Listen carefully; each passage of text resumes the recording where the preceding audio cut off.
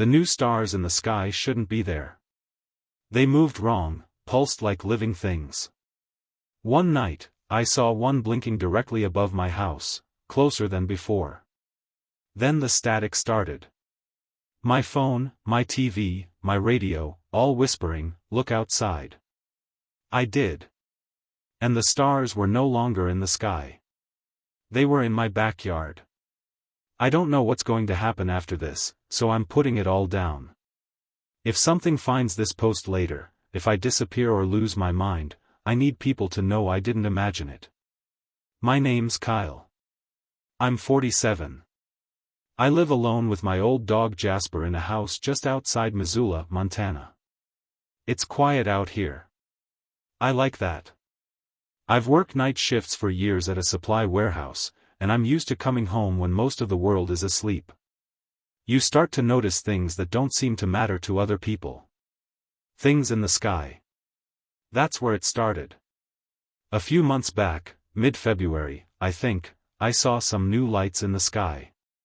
Not satellites. Not planes. They didn't drift like they were falling or spinning. They twitched. I don't mean they flew weird, I mean they moved wrong. Stop-start. Like a bug having a seizure. Like something learning how to move. At first, I didn't care. I figured it was some SpaceX thing. But then the same lights came back. Every night. And they kept getting closer. There was one I started calling the blinker. It always hovered in the same spot, right above the tree line behind my place. It would pulse, 2 short flashes, then nothing. Then it'd start again.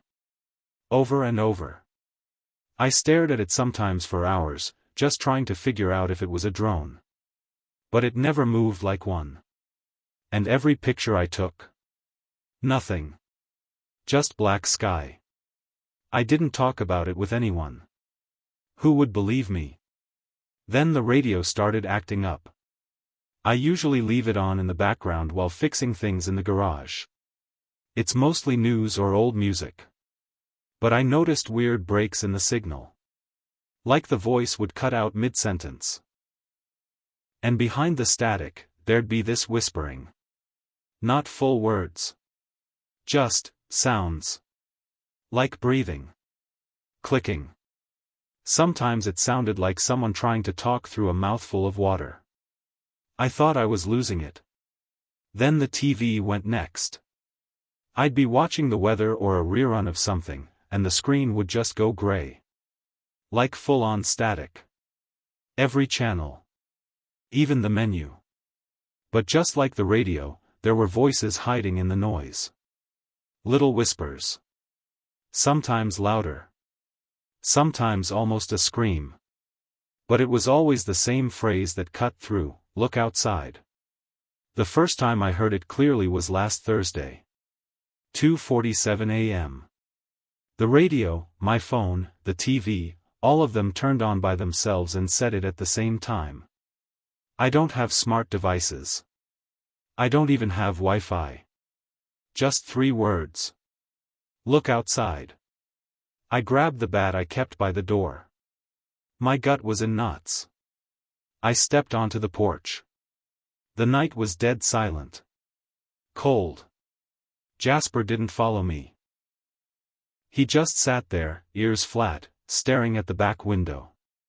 And that's when I saw them. The sky was empty. No stars. Just a dark, open nothing. Because the stars were in my backyard now. 5 of them. They weren't people. They weren't ships. They were shapes. Floating. White-blue glowing things that pulsed with that same slow heartbeat of light I'd seen in the sky. They weren't standing. They were hovering. Perfectly still except for the pulsing light and a low vibration in the air that I felt in my chest more than I heard. One of them moved toward me.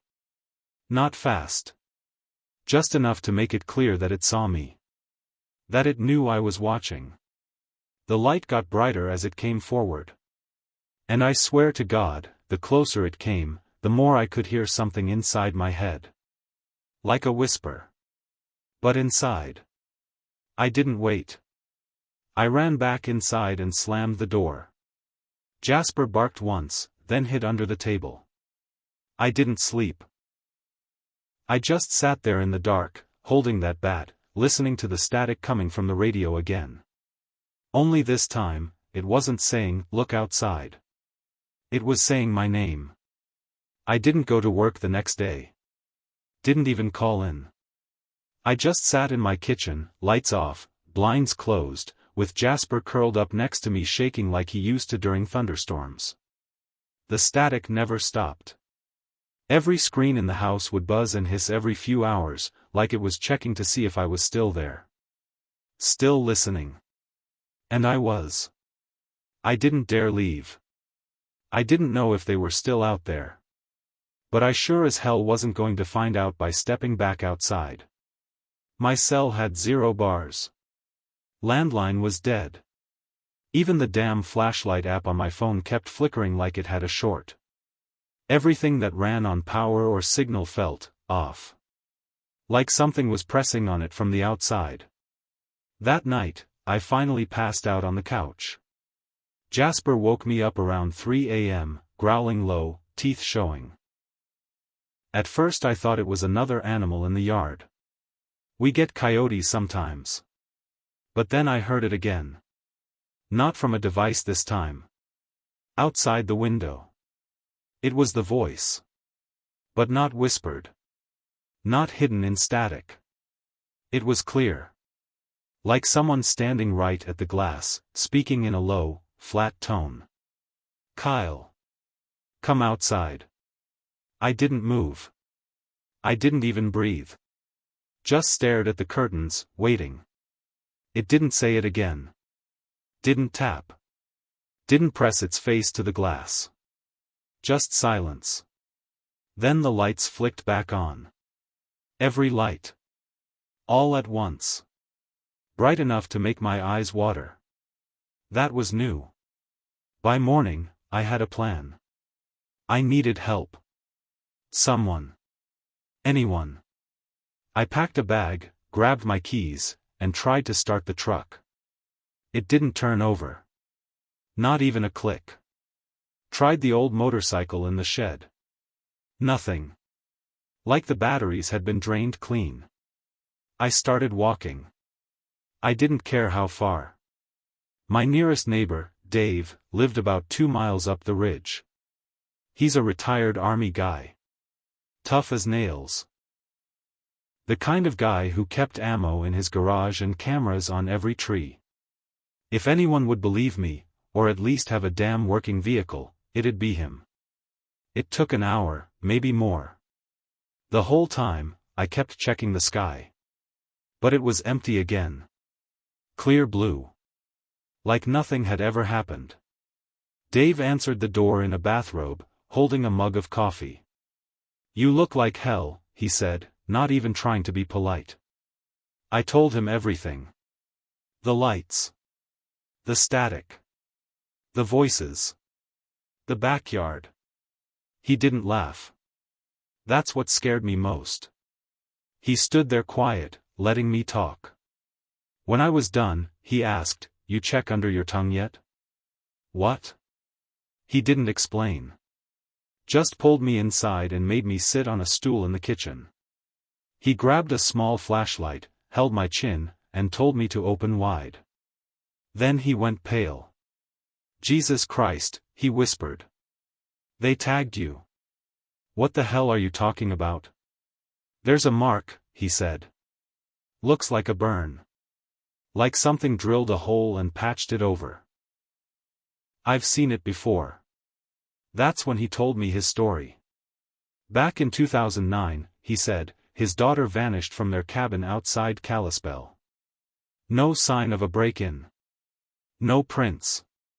Only thing left behind was a circle of dead grass in the backyard and every screen in the house frozen with the word "listen" across it. They never found her. And ever since then, Dave had been watching the skies, recording signals, taking notes. He showed me notebooks full of times, dates, and drawings. Not crazy ramblings. Organized. Clear.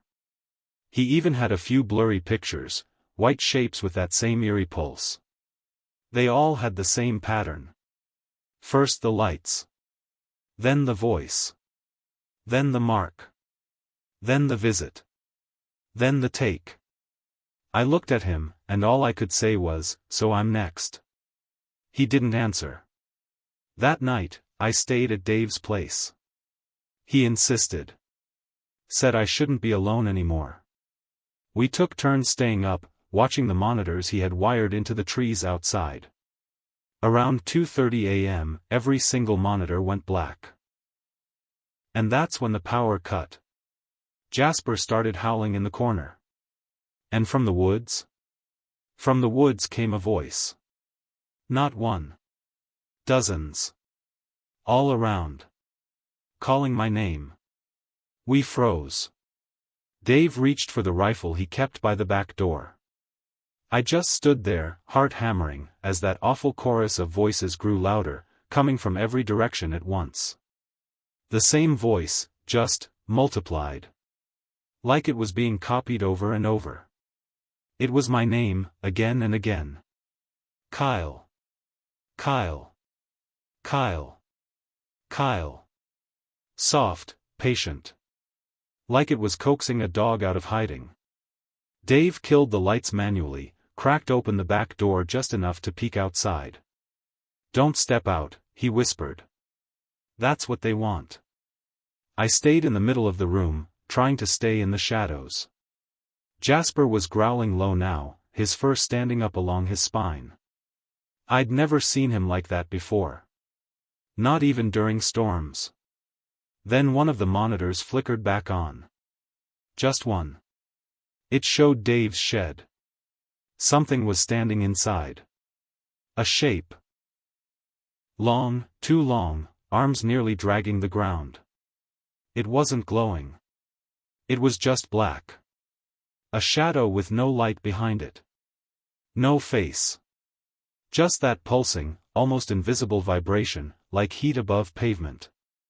Dave stared at the screen. "That's not one of them," he said.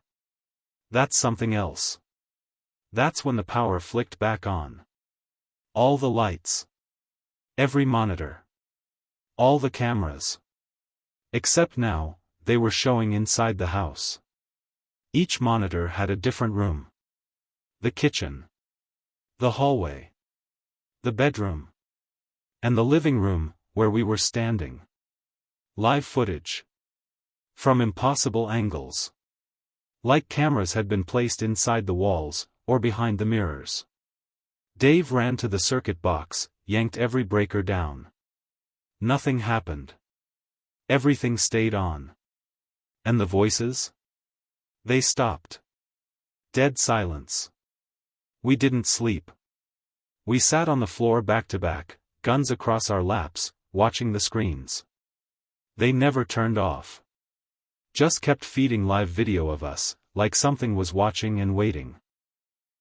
In the morning, we made a plan. We needed to leave the state. Find someone else who'd seen this, maybe someone who knew more. Dave mentioned a woman down in Arizona, ex-Air Force, supposedly involved in some deep black ops stuff back in the 80s. He said she'd reached out after his daughter disappeared but went dark years ago. If she was still alive, she might know something. We packed up that day.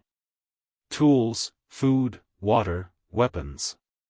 We were going to try one of Dave's old ATVs he kept in a locked metal shed under a tarp. Something he never ran near the house. It started. By some miracle, it started. We didn't waste time. We left the house before sundown. But as we made it down the ridge trail, the sky shifted. It went wrong. The sun was still up, but the stars came out. Thousands of them. All at once. In broad daylight. And they were moving. Fast. In perfect rows. Across the entire sky. Like something behind the blue had cracked open and let them through. Dave slowed the ATV. Then he said, quietly, they're not coming for you anymore. I turned. What? He looked pale. They're coming for everyone. We drove through the night. The roads were empty, not just quiet, dead. Not a single car. Not even deer in the woods. Just empty land and those stars following overhead. Every now and then we'd see them twitch in the sky, all in sync. Like they were scanning. Like they were locking on. We didn't talk much. What was there to say? I kept replaying what Dave said. They're not coming for you anymore. I didn't ask why. I think I already knew. We reached a little gas station near the Idaho border around 4 a.m. The place was locked up. Lights on, but no one inside. The front door was shattered, glass kicked in. Shelves knocked over, some food left spilled across the floor. Then we saw the clerk. Or, what was left of her. She was standing in the corner. Perfectly still. Eyes open, mouth open, not moving. But she was breathing. Barely. Like someone hit pause on her life halfway through a scream. Dave whispered, "They're copying." What? Practicing. Learning how to wear us. That's when her eyes moved. Not toward Dave, toward me. And she said it. In that soft, electric whisper, "You brought them." I wanted to run. But I knew I couldn't. Not yet. Dave grabbed some supplies and yanked me back to the ATV. As we sped off, I finally asked him. "What did you mean back there? That they're not coming for me anymore?" He didn't answer at first. Just stared at the road ahead. Then he said, "It's the mark. They tagged you. But when you looked, really looked, you brought their attention somewhere bigger." I didn't get it. He looked over at me, eyes full of fear. "They use people like lighthouses. They need someone to point the way. You were the first to see them move. That's what made you dangerous." My stomach turned. "So I helped them?" He nodded once. "Unintentionally. But yeah. You opened the door." We reached Arizona by the next night. The woman, Carla, lived in a desert trailer park, way off-grid. Dave had to pull some strings to even find the place. It looked abandoned. Rusted tin roof. Sand piled up against the door. But she was there. Gun drawn the second we stepped on her property. Dave yelled her name. She lowered the gun, just barely. "You brought one of them," she said. I froze. "No," Dave said. "He's marked, but he's not one of them. Yet." She didn't look convinced. But she let us in. Carla had maps. Equipment. Signal jammers and machines I didn't understand. She knew the light pattern. Knew the pulse. She said it wasn't alien, not exactly. She called them reflections. Echoes of something trying to exist in our world. They used signals. Sound. Emotion. Fear. They don't take bodies, she said. They take roles. They replace what people do. Mothers. Workers. Soldiers. They blend in until you can't tell anymore. I asked her if we could stop them. She said yes. But not by fighting them. You have to shut the door that opened. That meant me.